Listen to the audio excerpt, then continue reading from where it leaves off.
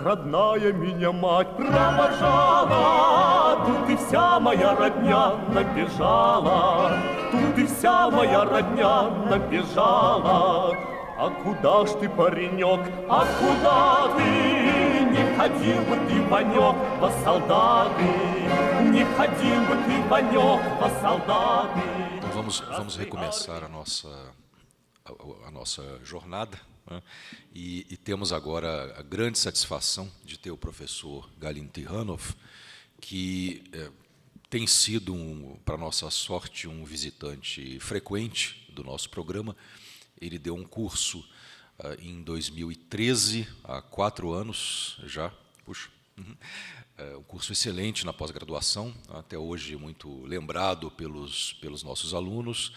O professor Tihanov trabalha na Universidade de Londres, no Queen Mary College, tá? E tem uma produção muito grande, muito importante, tá? Tem sido convidado para participar, fazer palestras em cursos de muitas universidades, tá? Importantes. Ele é autor de vários livros, tá? Tem um estudo magistral sobre Bakhtin e Lukács, tá? Ele tem alguns livros agora no Prelo, tem um que chama-se Regimes of Relevance, que deve sair no ano que vem. Há um trabalho também para o ano que vem sobre o tema do cosmopolitismo, que é algo que ele vem estudando já há bastante tempo. E há uma tradução para o português de alguns dos seus ensaios, chama-se Narrativas do Exílio. Eu vou passar o livro para vocês, saiu em 2013.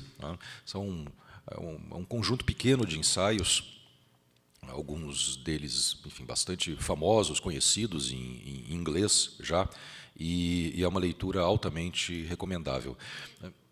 Como? A editora é a editora da... Como se chama? Espera aí. Pedro e João Editores. Pedro e João. É uma editora de São Carlos. O professor Tihanov tem também contatos com o pessoal da Federal de São Carlos. Já esteve em outras universidades brasileiras e aqui nós temos o privilégio de tê-lo hoje nesse evento. Há uma mudança no título da apresentação, mas não por conta do professor Tihanov, mas sim por um erro da organização, no caso este que vos fala. Tá? Então tem uma ligeira alteração do título, tá? E é este que está no PowerPoint. Então, passo a palavra. Thank you. Thank you for this very generous introduction, and it's always a great pleasure to be here. Many thanks to USP for the invitation.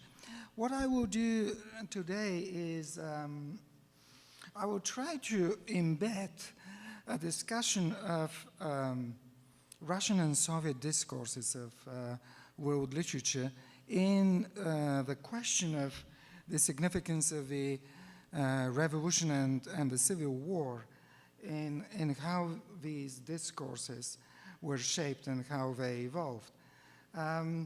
So there will be some work of clearing the ground and singling out some different, varying meanings of world literature so that we can proceed and so that we can appreciate which of these are actualized in the wake of the revolution and the Civil War. So this introduction is somewhat didactic, and I hope you would bear with me, and then I will plunge into the more immediate consideration of the institutional history of the Soviet engagement with world literature, and also the changing ideological horizons behind it. And in the last part, I will go back to Gorky and his project on world literature, and I will spend a little bit of time capturing this significant moment of the revolution and the Civil War. And historians, be it political or cultural historians, would agree that singling out the revolution and somehow reifying the revolution would not make sense. The revolution and the civil war that ensues are actually a continuum and should be thought as such. And this is one of the premises of my talk today. So you will have seen that in the title, the words world literature are taken in quotation marks. And this is for a reason. The reason is that in this way we signal the fact that we refer to an established discourse which is multifaceted and which captures meanings which often diverge and cannot be reduced to a single meaning. So let us first of all see what these different meanings are. And I have an article based on part of this talk which has just come out, in which I review some of these meanings in more detail. But today I will just try to point to 4 major different meanings. Now, in this first frame, you would see a number of names from the last third of the 18th century on into the early 21st century. One of the prejudices that dogs the field of world literature continuously is that somehow world literature as a denominator and as a phrase is associated with Goethe, that it all started with Goethe in 1827 when he made his first remarks on world literature in a conversation with Eckermann. The philology of Goethe on world literature is, of course, very complicated because some of these remarks were in writing, some were orally delivered in conversations with his private secretary, Eckermann. And the trouble is that Eckermann at the time would jot down keywords which would then be left to get ripe for him to write up as full conversations. And a lot of that he did not do until much later. And the conversations were published posthumously when, on the basis of isolated keywords, he was writing up entire passages and entire sentences. So how reliable the conversations with Eckermann are as a source of what Goethe may or may not have said about world literature is a separate issue. But there are some also written remarks. What is more important to realize is that the discourse of world literature predates Goethe by some 50 years. And it predates it in a meaningful way. This is not a contest who got there first. That wouldn't make much sense, just filling up the space with chronology. But it does make sense to the extent to which the uses, the meanings of world literature pre-Goethe are really appreciably different. And I will start with the first important meaning of world literature that takes shape around the end of the 18th century, world literature as evidence of cultural diversity. And a lot of that we will encounter later in the Russian and Soviet discourses, but not just in Russia and in the Soviet Union. This is one of the most resilient meanings of world literature. It has an awful lot to do with a Western expansionist drive in the second half of the 18th century, with the shaping up and emergence of Western anthropology in particular, and the interest in cultures that are not like our own. Now, Schlözer, whom you see there, is an exponent of precisely this notion of world literature. World literature as the sum total of the literatures of the world. This sounds tautological and banal, but it is not, because the world is in the singular here, but literature is in the plural.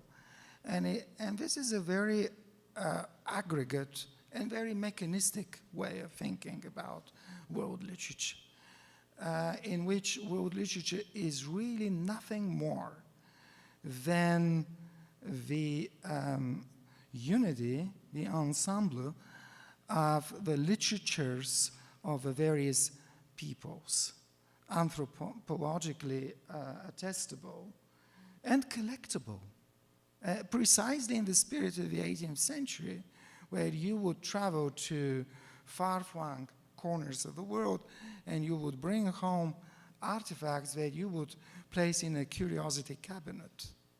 And they would be safely stored there.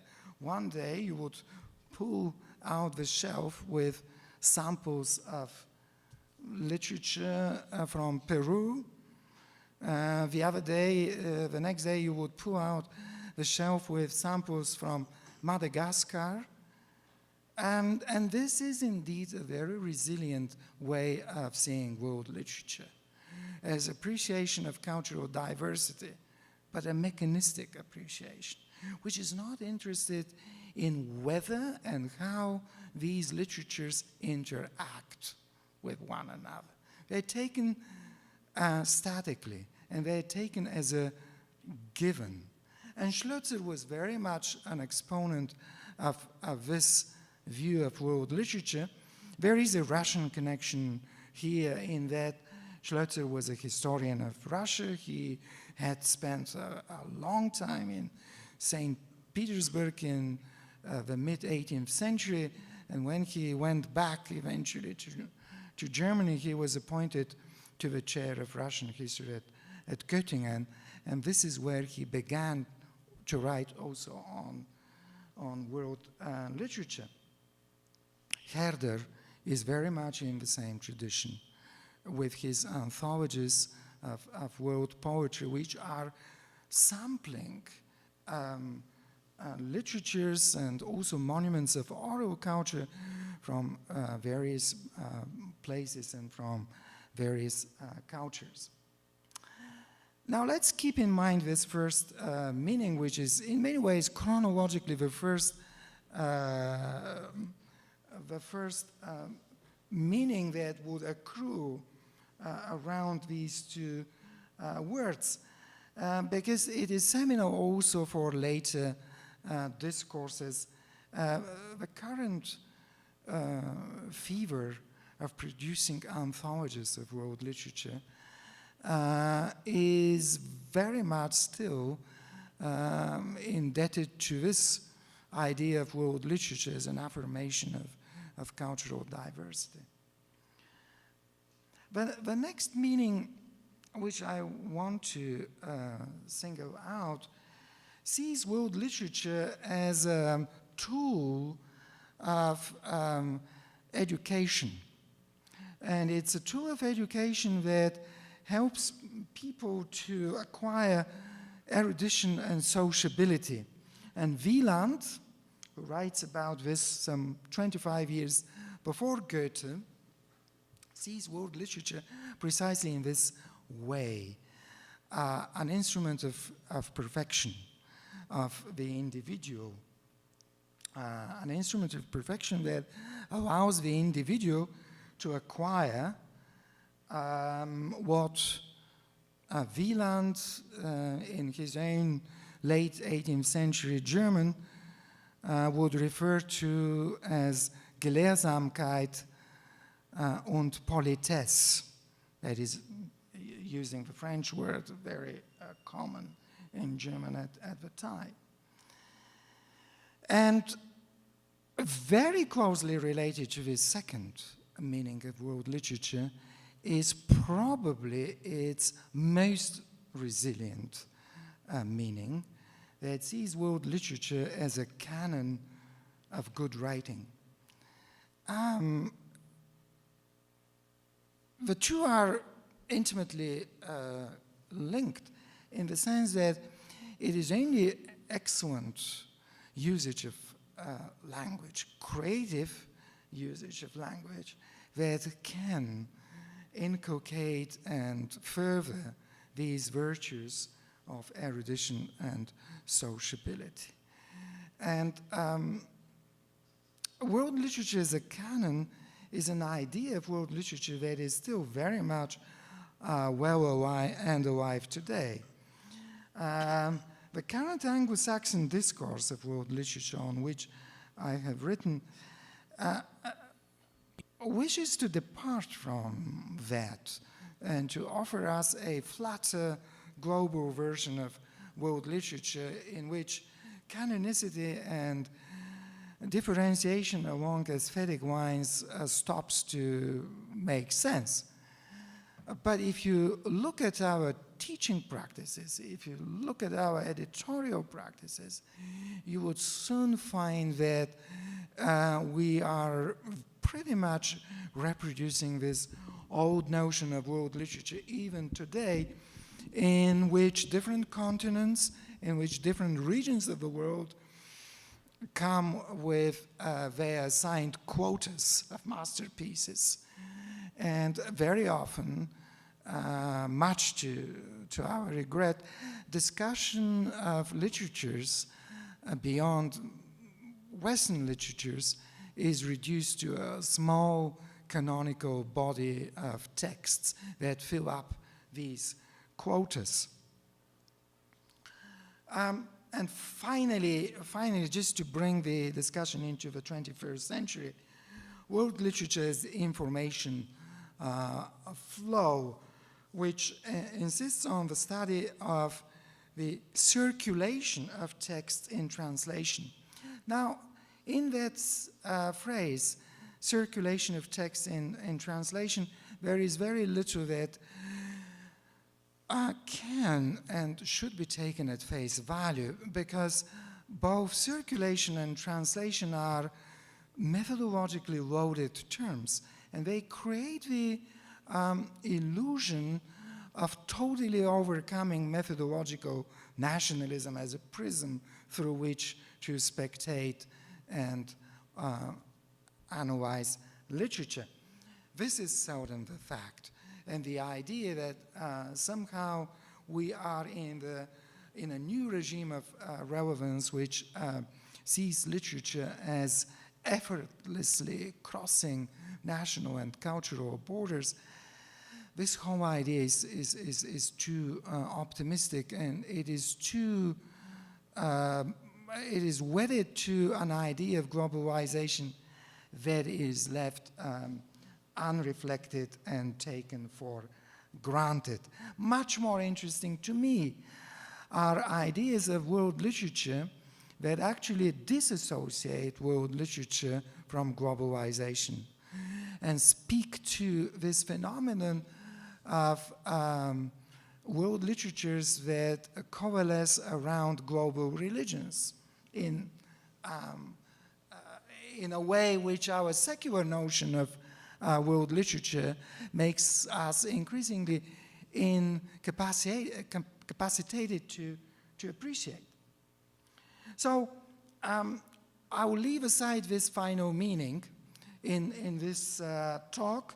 It goes back to Marx and Engels, to their famous passage on world literature in the manifesto, in which they see in world literature one of the signs of a increasingly globalized world in which, as they put it very seminally, both the production but also the consumption of literature begin to follow globally similar patterns. And this is a very important point today, that it is not just the production of literature, but also the consumption of literature that begins to at least seemingly shed national and cultural particularities.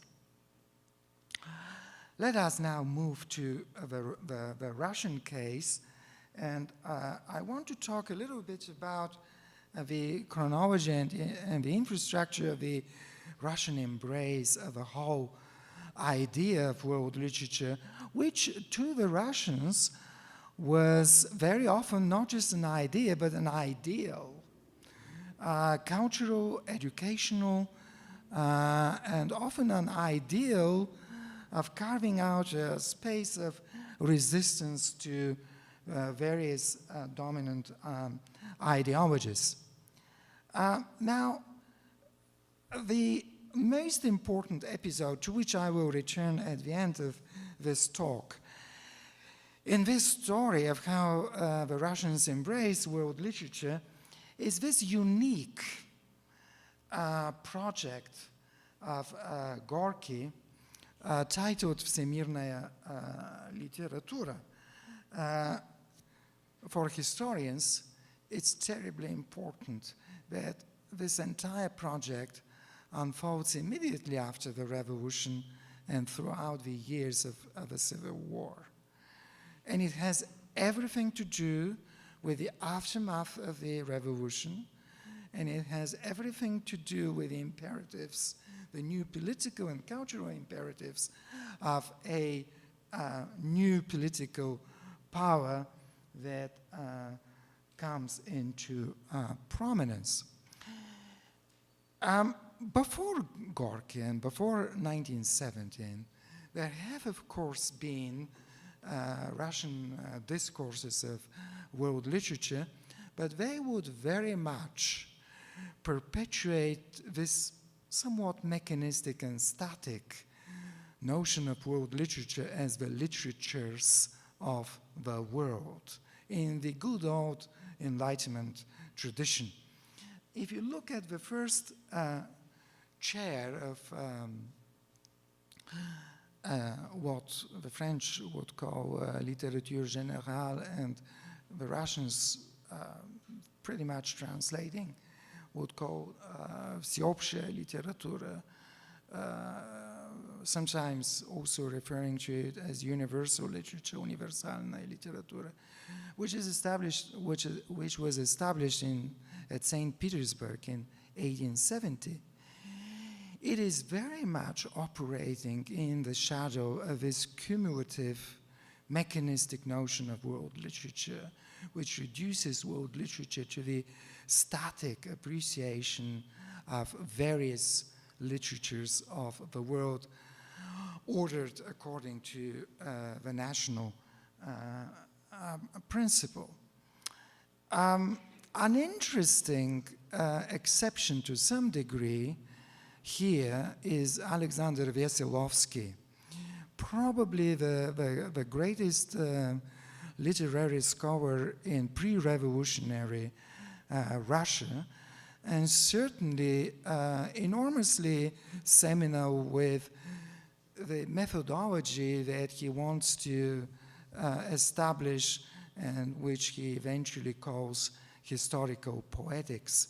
Some people are mistaken in seeing in Veselovsky the father of Russian comparative literature.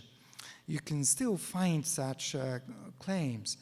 Nothing can be further from the truth, because Veselovsky was operating with a notion of universal literature that predates national demarcations, and that goes back to the role of myth and tradition in the formation of modern literatures.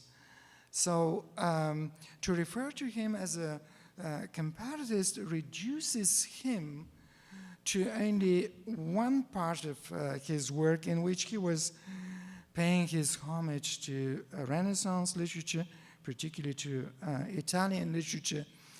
if you ask Western scholars about Wesołowski, either they would never have heard of him or they would know him as an Italianist who wrote this great monograph on Boccaccio many years ago.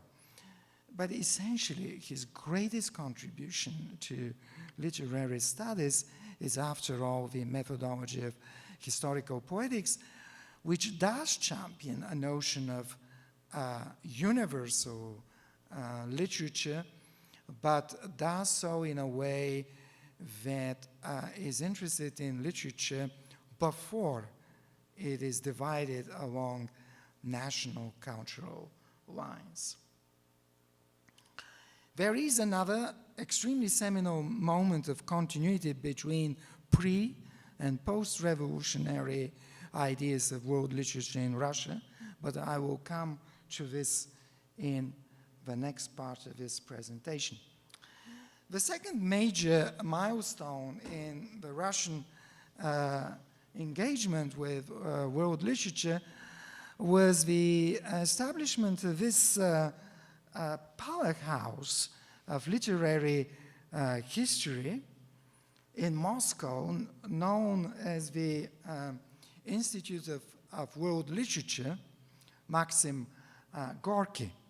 However, when the Institute was first established in 1932, while Gorky was still alive, historians have written on this, the Institute was a kind of present by Stalin to Gorky, and Stalin, as all dictators, would give with one hand and would take back with the other hand, witness the defeat of Gorky at the first Congress of Soviet Writers, where essentially his vision of literature in which realism and romanticism should be absolutely placed on equal footing as a legitimate creative methods was squarely defeated.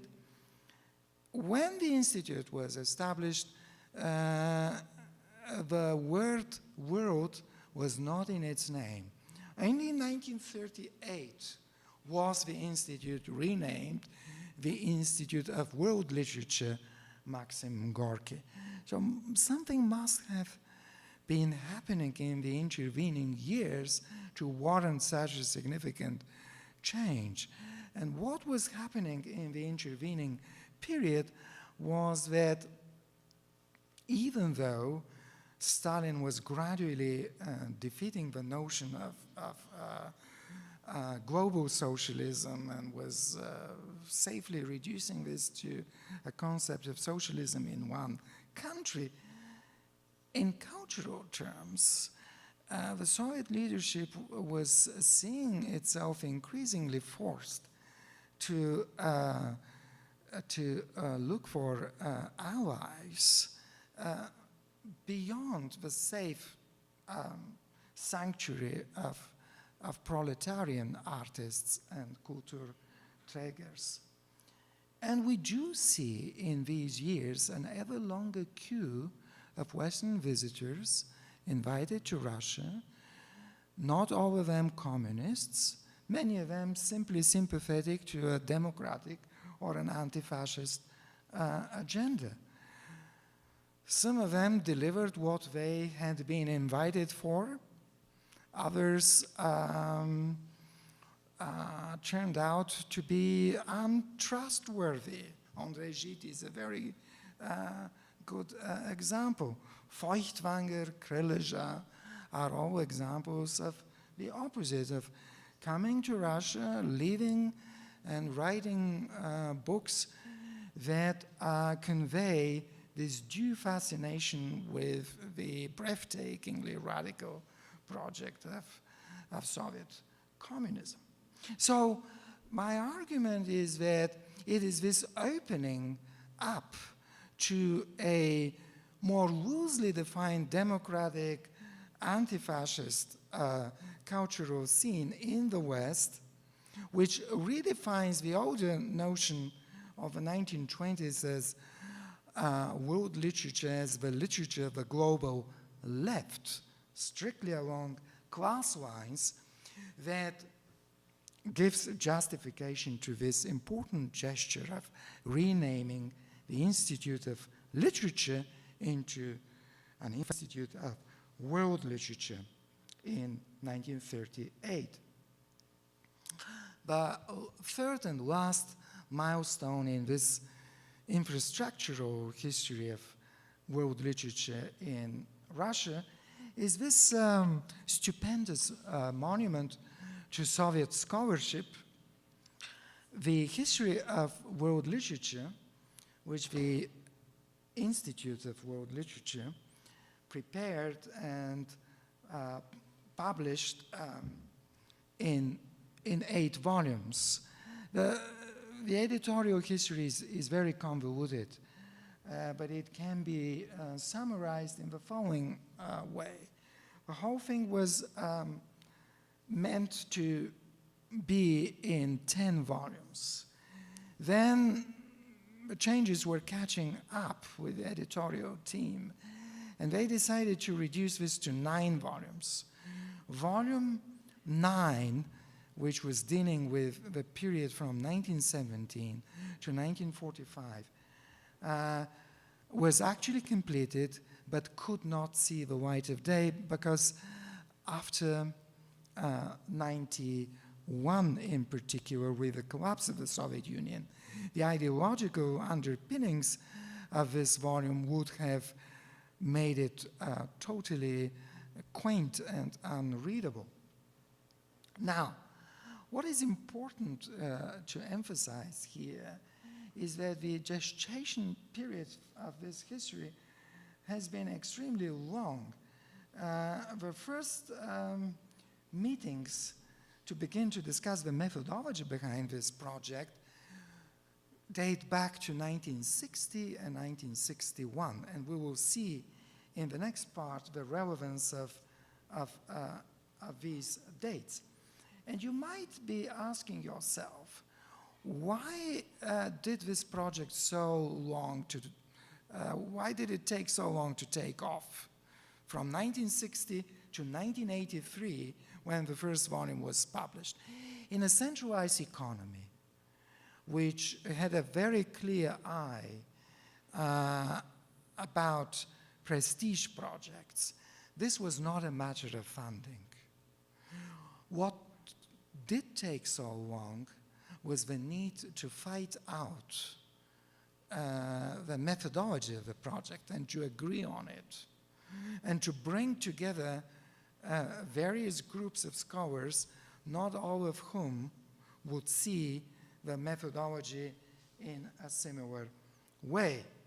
Because that was a clear departure from the pre-revolutionary way of thinking about world literature as a cumulative treasury of samples of cultural variety drawn from various regions of the world.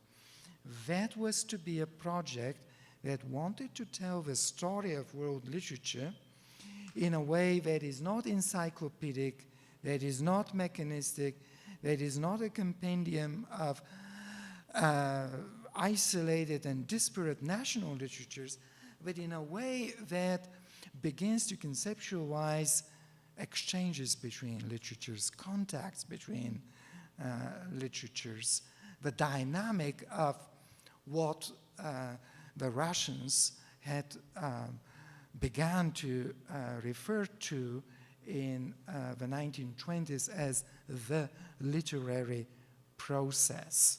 In other words, the study of literature in its progression, in its development, rather than the static appreciation of literature. The most important feature of this grandiose project is that it was, compared to Western histories of world literature, it was emphatically non-Eurocentric.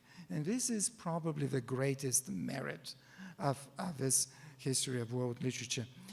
There is scholarship on this by a colleague from Denmark who, on the basis of the first 5 volumes, calculated the percentage of space allocated to non-Western literatures in the Soviet history compared to similar multi-volume histories in German and in the Scandinavian languages.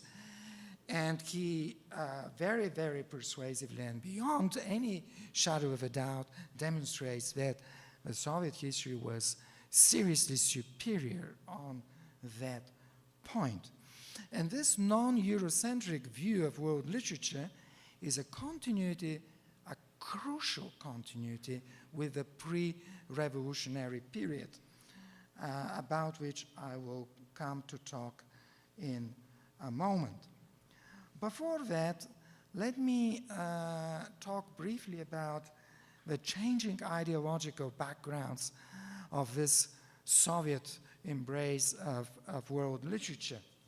And I wish to identify 3 such horizons and then ask what is it that they have in common, different as they might otherwise be.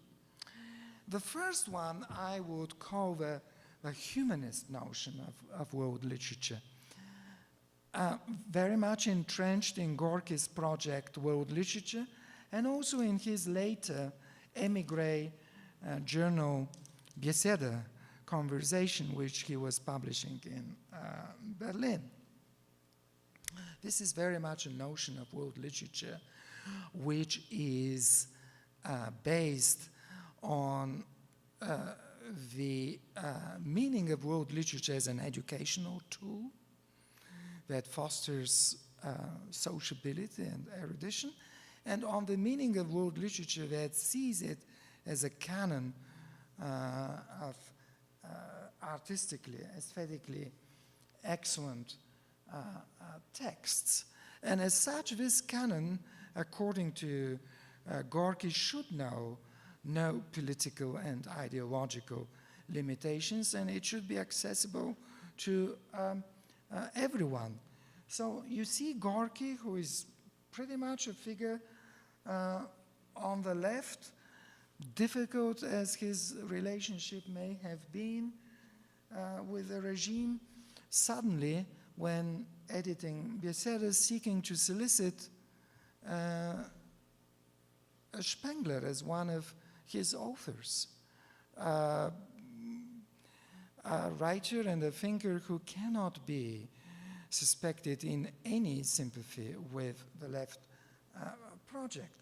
So we have to be very mindful of this horizon of world literature, which is humanistic, which tends to project itself as apolitical and as bringing together the best that has been said and written. I deliberately quote Matthew Arnold here, regardless of whether it comes from the left or from the right. Now, then there is the other horizon, which is delineated very much by class distinction. And it is an understanding of world literature initially as the literature of a global left in the 20s, and then in the 1930s as the literature of a broad spectrum of also Western and non-Western democratic and anti-fascist writers and intellectuals, which has to do with the process of inviting the world to Russia, but also showcasing the Soviet experience, to quote the apt phrase of historian David Fox. Now, a third horizon which is very important and which dominates the Soviet embrace of world literature since the 1960s is the anti-colonial notion of world literature, which seriously takes to heart the mission of expanding world literature beyond the Western body of writing, and seriously takes the task of designing a way of telling the story of world literature that is not dominated by the Western narratives of world literature. If you look at the dates, you would immediately see that the inception of the large multi-volume Soviet history of world literature coincides chronologically with two important events. The first is the formation of the movement of non-Allied countries in 1961 in Belgrade. 1961 is also the time of the first ever all-union Soviet conference, considering the methodological foundations of its future history of world literature. 1961, notably, is also the year when the University of People's Friendship, established the year before, changes its name and is now named after Patrice Lumumba, the famous Congolese anti-colonial fighter and activist. So, in other words, these changing horizons are never entirely detached from politics, and what is more, they are enmeshed with the long-term objectives of Soviet power, either seeking allies in the anti-fascist period, or carving out a space for the Soviet Union to influence proactively the processes in Latin America, in Africa, and in Asia, particularly since the 1960s. Now, what do these three horizons have in common? What do they have in common, and what runs as a red thread through these different scenarios is the Russian insistence that world literature should also heed non-Western literatures in a serious ways, and that it should be a genuinely non-Eurocentric enterprise. Let me give you some evidence. In the case of the anti-colonial notion of world literature, I think this is pretty much self-evident. The 1960s signal, in many ways, the serious launch of African studies, of Latin American studies, with institutional base around the academy. The 1960s and beyond also see a period in which a lot more from these languages begins to be translated. More important is to appreciate the non-Eurocentric orientation in the other two discourses, particularly in the first one, because the humanist notion of world literature would lead us to believe and to expect that it would be squarely placed in a Western humanist tradition of appreciation of cultural difference, to which Gorky was no doubt wedded in a very committed way.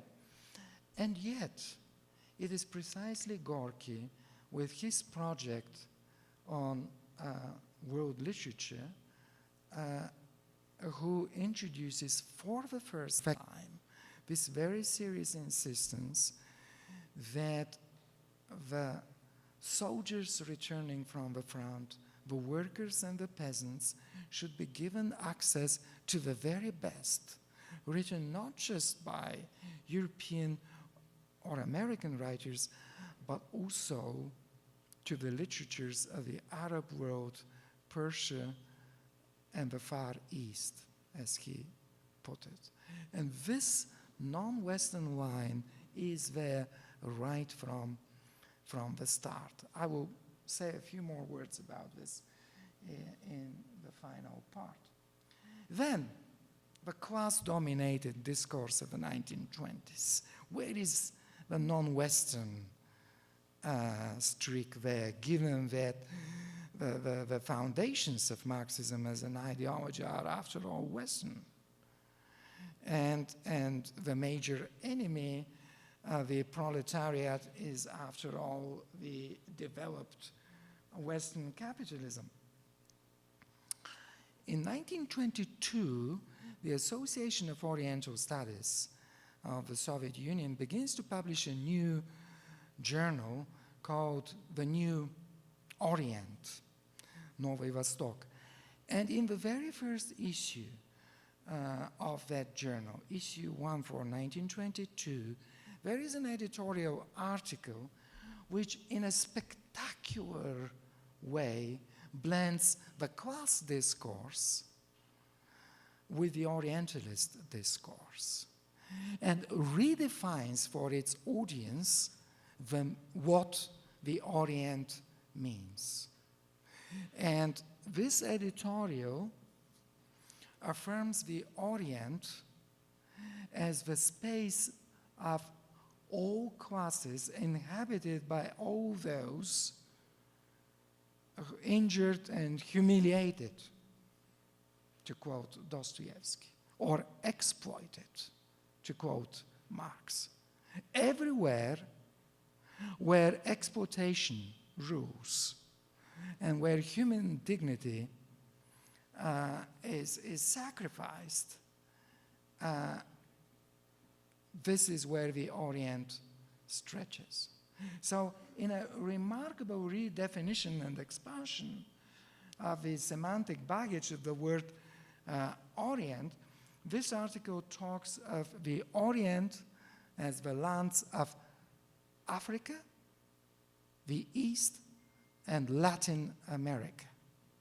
To these Soviet Orientalists, Latin America is as much part of the East as is the Far East, because to them, the East becomes this synonym for the world of the oppressed, for the world of the exploited, regardless of geographical boundaries. It's a remarkable redefinition of the semantic scope of the Orient along class lines and along global lines. So you might talk about the literatures of the global left in the 1920s, but you can just as well, from that point of view, talk about the literatures of the global East. Everything that suffers from the domination of the West, everything that is subjugated and that is exploited by the West. So you can see that this non-Eurocentric engagement with world literature is a very serious point of continuity from the time of the Civil War into the 1960s and beyond. And I want now to show you, first of all, some of the protagonists of this non-Eurocentric Russian engagement with world literature. And then I will finish by going back to Gorky's project and say a little bit more about it. Now, I've selected 4 seminal figures, and I'll discuss them clockwise. So, first of all, Sergei Oldenburg. Oldenburg, very important for 2 reasons. First of all, Oldenburg is a product of Russian pre-revolutionary culture and science. Oldenburg is a member of the Academy of Sciences, Russian Academy of Sciences, before the revolution. And he is the most senior figure in Russian Indology, a great scholar of Sanskrit and of ancient Indian culture. What is more, also a close ally and friend of Gorky's from the time predating the revolution.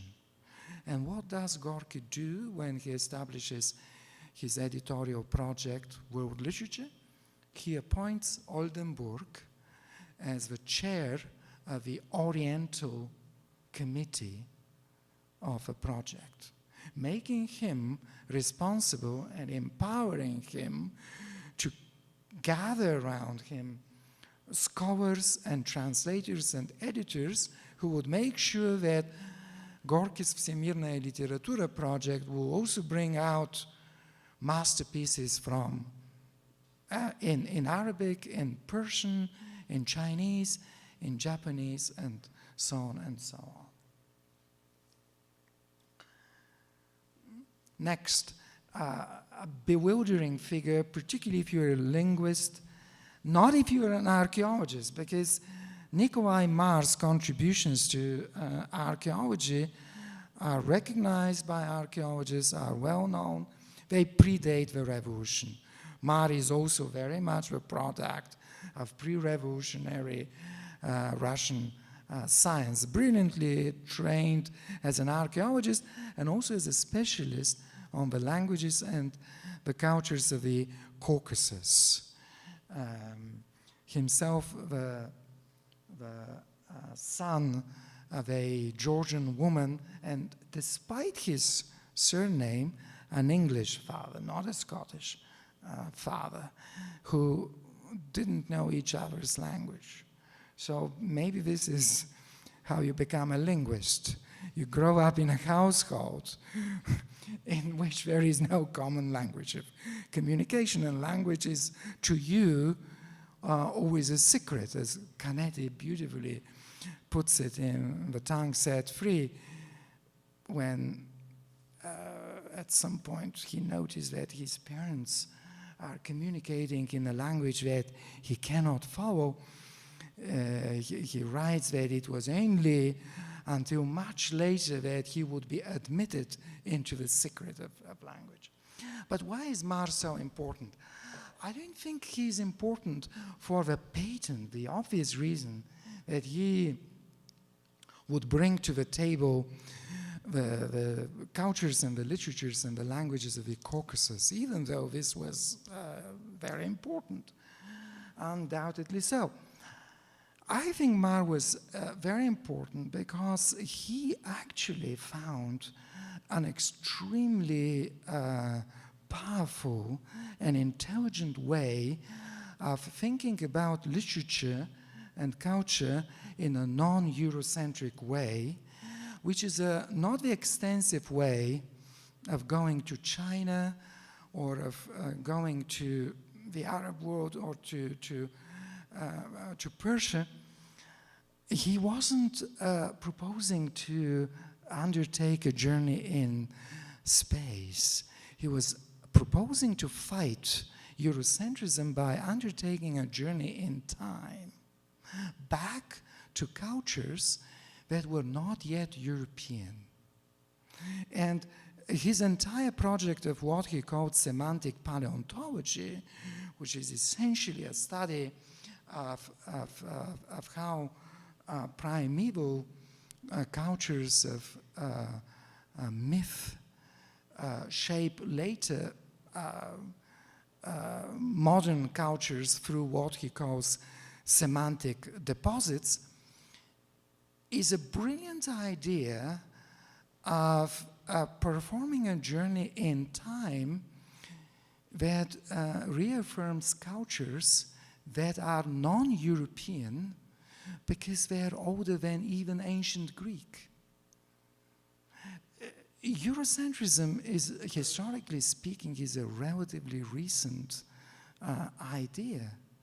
It only comes into its own in the 18th century.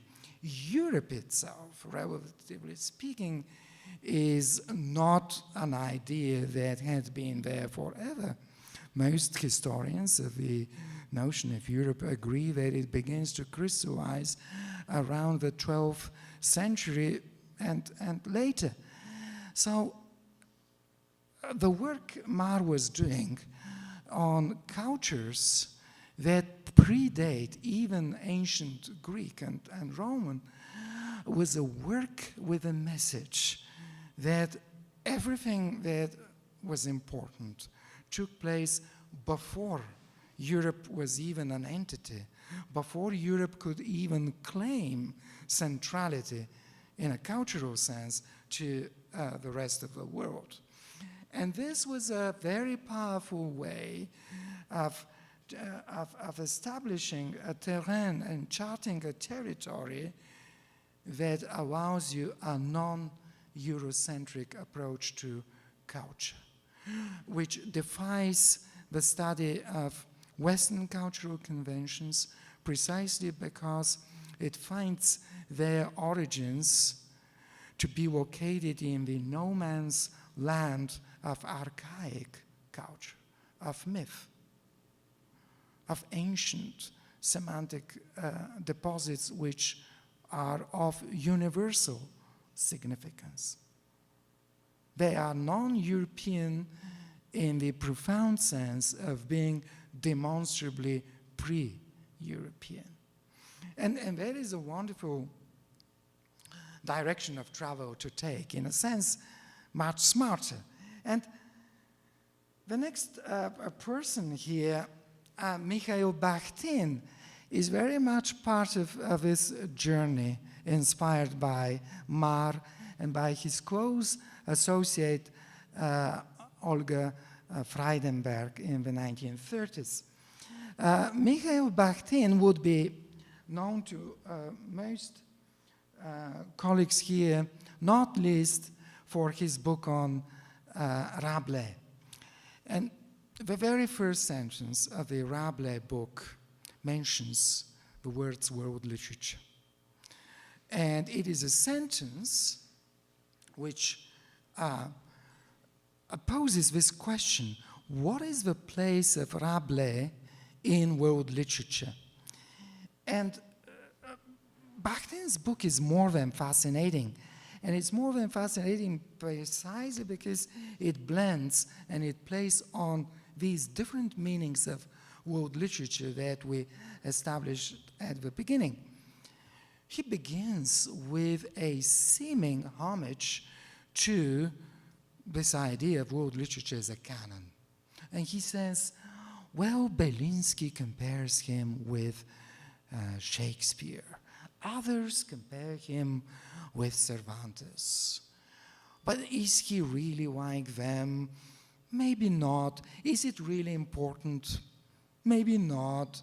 Does it really make sense to seek to inscribe him in this narrow Western canon of literature?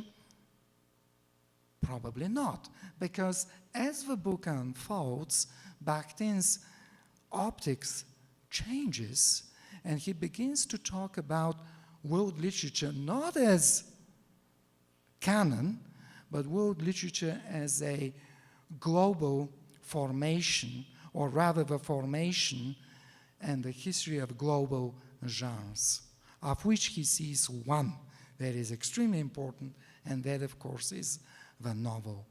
And so the significance of Rabelais gets redefined in the course of the book by pulling him back from the brink of this great saloon of established European masters, Cervantes and Shakespeare and Boccaccio and so on, and placing him in an archaic tradition where even literacy doesn't matter, where bodily expression, laughter are much more important manifestations of culture than the written word, let alone the Western written word. And it's one of the most fascinating documents of the Russian fascination of world literature, but it's a palimpsest, because on the surface of it, it's a monograph on a single writer.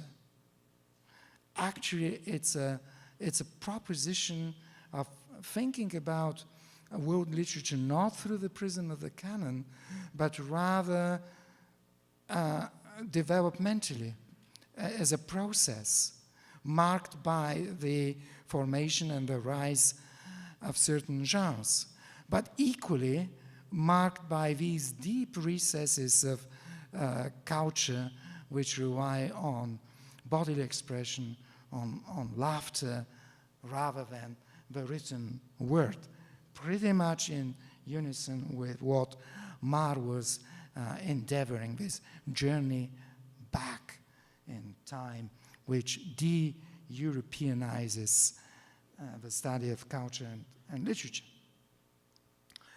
Finally, clockwise, a very important person on whom I have recently published, I will very briefly here talk about him, Nikolai Konrad, who was actually the engine in the 1960s of this great Soviet multi-volume history of world literature. Extremely important for one simple reason. Konrad was an Orientalist. He was a specialist in Chinese and Japanese literature and cultural history. And to him, the culture, the longue durée, the whole notion of, the whole perspective on time segments was very different compared to someone who would be trained in the Western tradition. After all, Chinese literature predates any of the European languages, of the European literatures, any of the Western literatures. And Konrad would insist on two things.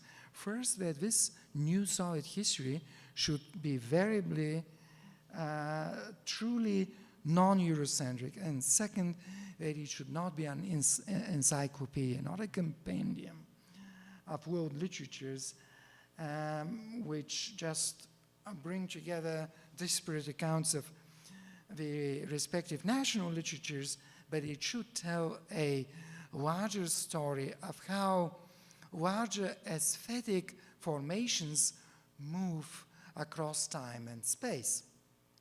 And let me give you a taste of what he thought might be a sound foundation for this enterprise.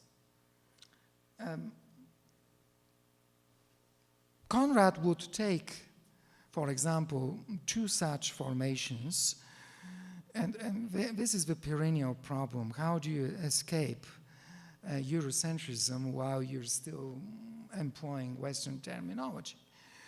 But this is his way of trying to solve this. He would take two such formations, realism on the one hand, and the Renaissance, very powerful formations in Western cultural history. But he would posit that these are actually global formations, which have, as it were, the opposite dynamic.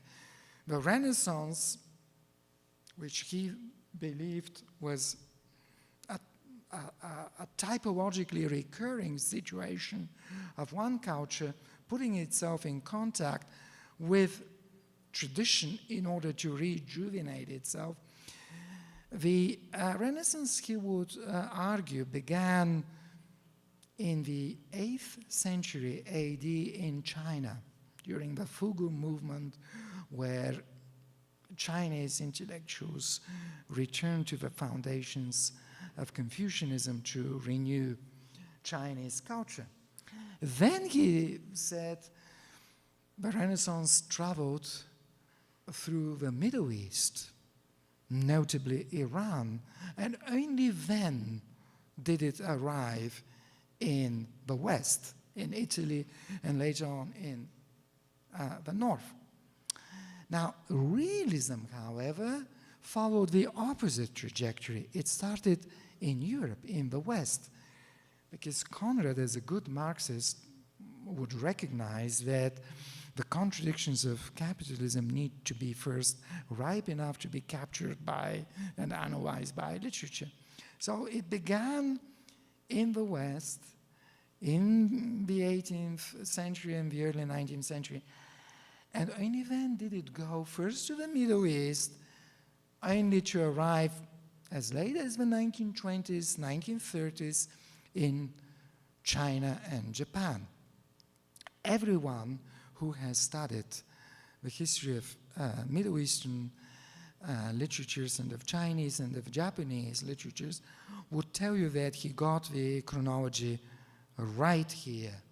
What is more, he is sensitive also to the fact that, which Moretti writes about much later, that these different cultures, even when they adopt these mainstreams, the generic repertoire remains different. In the Middle East, for example, and that is also something Arabists would corroborate, the novel never develops into the major genre of realism. Realism is still dominated pretty much by the short story. So all of this is very important because it exemplifies two things. First of all, the continuity with the pre-revolutionary stream of insistence on non-European cultures having to be admitted and accounted for in this scenario of world literature. Pretty much indebted to the very serious Russian School of Oriental Studies, Oldenburg and Marr. Conrad himself was a student of one of these people with pre-revolutionary formation, the sinologist Vassiliev. Second, because it exemplifies these two different scenarios, what makes a journey beyond Eurocentrism possible. One possibility, the extensive travel in space. Expand your horizons, add Middle Eastern, Far Eastern, Latin American. See what happens to Western literatures when these other literatures are taken into account. Another move, travel back in time, shake the foundations of Eurocentrism by exhibiting and arguing for the significance of archaic, demonstrably pre-European cultures.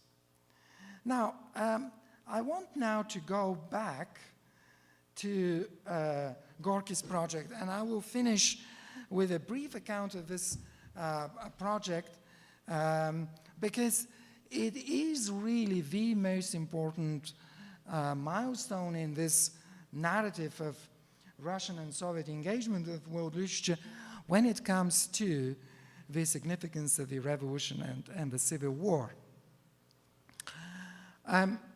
You have to bear in mind that when Gorky was initiating this project, as economic historians have written, the country was actually collapsing economically and financially. Famine was rearing its ugly head. And when Gorky first wrote to Lunacharsky to lobby him, to give him money for this gigantic editorial project that really wanted to translate in what Gorky would call cheap but very dependable, scholarly dependable editions, the best that has ever been written in the Western languages, but also in Arabic, Persian, Chinese, Japanese, and so on and so on. When he first wrote to Lunacharsky, Lunacharsky wrote back to him, this correspondence is published, and he said to him, do you realize how many tons of potatoes and how many millions of liters of milk could be had for the money you want from me in order to publish the 500 greatest titles of world literature? But Lunacharsky was Lunacharsky precisely because he could see the point of this enterprise. And the point was cultural, it was also political. It was a gesture of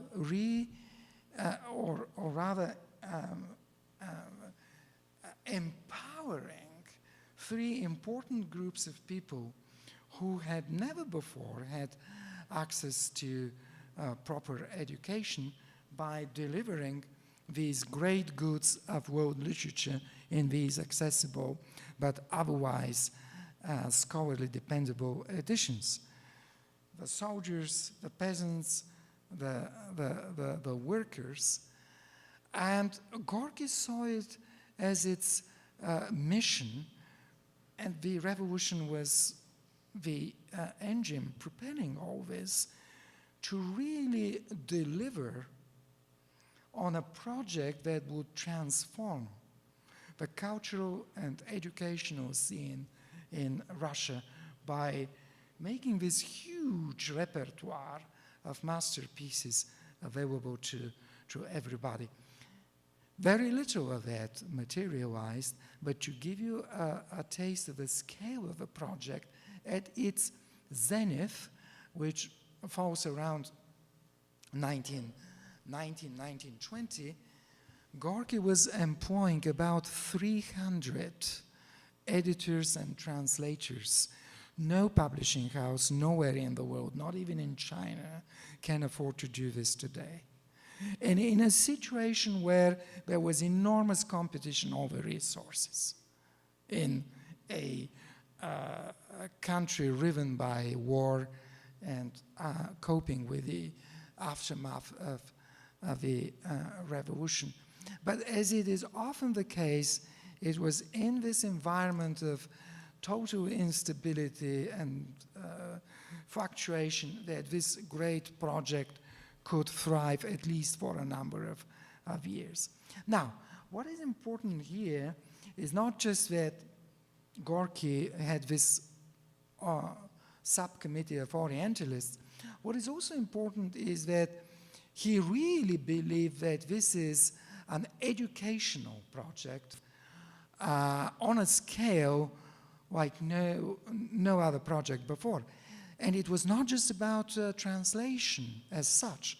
It was also about educating the audience how to read this, what to make of it. So he established two important studios in Petrograd. One was the Studio for Literary Theory, and the other was the Studio for Literary Translation Theory, both associated with the editorial project World Literature and paid for by this project.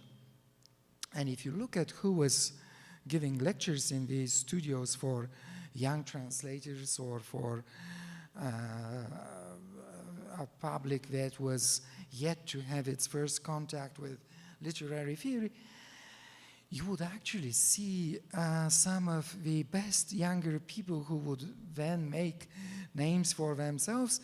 The translation studio, dominated very much by Kornei Chukovsky, later undoubtedly the most prominent translator from the English. In the literary theory studio, you would see the Opoyas people. Tihanov would work there, notably also Shklovsky, Viktor Shklovsky, who joined the project in 1919 when he had settled for 3 years or so in Petrograd after his peregrinations during the Civil War. And I want to say a few words about Shklovsky here. The photograph you see here, I selected because I like it. It's not 1919, it's 1916. 1919 is the year when he joins Gorky's project. Now, Shklovsky, in a sense, exemplifies everything that is important about this project and everything that is important about understanding this project as a force field that is very much in the grip of revolution and civil war. His own journey from the February Revolution in 1917 to the time when he saw himself forced to emigrate to Berlin via Finland is the journey of an intellectual who really at his own back and on the back of his own experience traverses history and tries to put together these divergent threads of engagement. What is more, Shklovsky is a wonderful example because his life between 1917 and 1922 is also a life that traverses west and east. He begins from Petrograd, then he goes to northern Iran, then he goes back to the Ukraine, then to Petrograd again, and then on to Berlin. Look at the scope and look at how one single life exemplifies the indivisibility in the Russian cultural space of East and West. And the year Shklovsky joined Gorky's project, the project had reached its zenith, and this is the time when it also published this very well-known catalog with an introduction by Gorky, an extremely interesting text. There is also another catalog which is almost a bibliographical rarity, which is the catalog of the Oriental Editorial Committee, which contains the titles of the texts that this particular committee wanted to publish, very little of which materialized. Now, you would notice that this catalog, the title page is in Russian and in French. And this tells you something about the ambition of this entire enterprise, that the Russians were doing something in the years of war, in the years of coping with the calamity of revolution that had never been done even in the West. And you would think that this ambition would set everybody on fire and that it would infuse everybody. Shklovsky, however, had a slightly ironic take on this entire project. And while appearing many times in the Studio of Literary Theory, where he was actually rehearsing the arguments of his well-known work on Don Quixote and on Sterne, Shklovsky kept a somewhat skeptical mind on all this. And I will read you a passage, and this is, I will conclude on a somewhat close reading of a passage from his memoir, A Sentimental Journey. And I'm very, very grateful to Bruno Gomide for urging me to reread this text. And in many places in this memoir, Shklovsky refers to his involvement with Gorky's great editorial project, World Literature. But here is a passage that is very indicative of how Shklovsky was actually also critical of it. And he was critical precisely because he believed that the project follows too closely this idea of world literature as canon. And in that sense, it's perhaps actually too prescriptive. Now listen to this, and I will translate it then, and I will try to put a gloss on this. Всемирная литература. Не надо, чтобы русский писатель писал, что хочет. Надо, чтобы он переводил классиков, всех классиков, чтобы все переводили и чтобы все читали. Прочтут все и все узнают. Не надо сотни издательств, нужно одно, Гжебина. И каталог издательства на 100 лет, 100 печатных листов каталога на английском, французском, индокитайском и санскритском языках.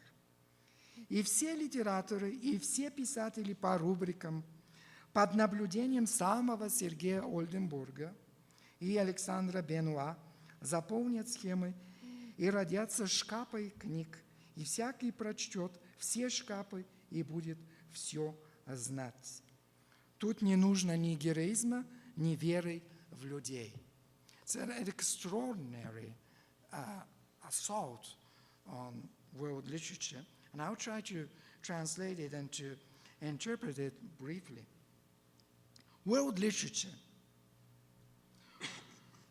There is no need that Russian writers would write what they want. What is needed instead is that the Russian writer translates the classics, all classics, that everybody would translate and that everybody would read. Everybody would learn everything and absolutely everything. Clearly, this is Shklovsky taking distance from this idea of a mandatory canon of world literature, which is prescriptive, which somehow imposes a notion of what is a classic text, what everybody should read and should know, almost questioning in a very thinly disguised way the right of people to actually engage with literature in their own way, and almost intimating that the canon is paramount to censorship. It's an extraordinary distanciation from Gorky's project. Then, we don't need 100 publishers. We only need one, Gzebin's. The reference here is very clear. Up until about the late 1920s, the Soviet Union, even though it was a communist state, would still tolerate private publishing houses. And pretty much Russian literary life would be the result of the competition of a myriad of small private publishers. Now, Gorky sees Shklovsky sees in Gorky's project a dangerous trend as early as 1922, when he was writing this, of suffocating private initiative and supplanting all this with the domination of one single publisher, for which Gorky was pushing in his correspondence with Lunacharsky. Gzebin, who is very well known to historians of the book and of publishing, who later emigrated and established his publishing house abroad, and to whom, in brackets, Shklovsky sold the copyright to his yet unwritten books, received 40,000 rubles at the time for this, and never delivered on this. But this is just in brackets. So this is not entirely untypical of Shklovsky. And then he goes on with this invective. Take a look at this luxurious catalog here, which produced in Russian and French. And he says, and also the catalog should be done as if it is to last 100 years. And it has to be produced in English, French, Indo-Chinese, and of course there is no such language. There is Hindi, there is Chinese, but not Indo-Chinese. He is utterly ironical here. And in Sanskrit, which is also an ironic take, because Sanskrit at that time is not a vivid language, and nobody would write a catalog in Sanskrit. And he goes on, and all literati, all writers, according to rubrics, under the supervision of no other than Sergei Oldenburg, whose photograph you saw in the previous slide, filling in schemes and begetting cupboards of books. And everyone will read all the cupboards and will know everything. We don't need heroism here. We don't need to trust the people. So you can see that Shklovsky was actually revolting against this project in a sense, precisely because he was seeing in this project the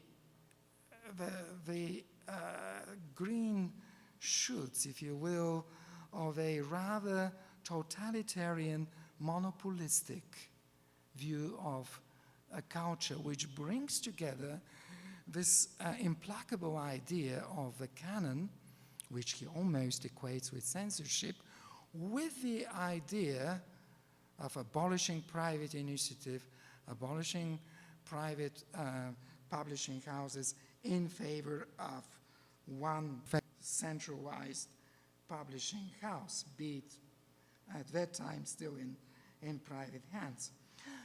But to his credit, he also acknowledges that this gigantic project was very much a salvation for so many intellectuals in Soviet Russia at the time who would go hungry for days on end.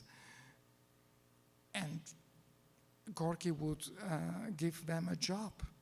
Whether they would embrace the revolution or not, he didn't particularly care. But he did make sure that as satellite projects through these two studios, many young literati at the time would be given some, at least some material base, which would mean they wouldn't have to have an entirely precarious life. And this is how Shklovsky put it. Но для русской интеллигенции Горький был Ноем. На ковчегах всемирная литература, издательство Гжебина, Дом искусств спасались во время потопа. So, but for the Russian intelligentsia, Gorky was Noah, and it was on the arcs of world literature, of Gzebin's publishing house, of the House of Arts, that they found, that they were rescued during the flood.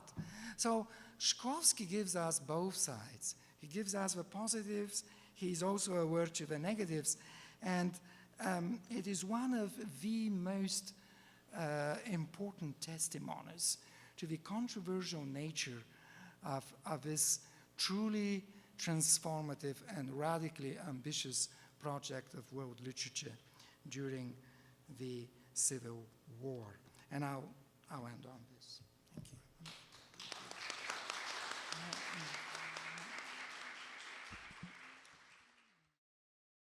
Thank you.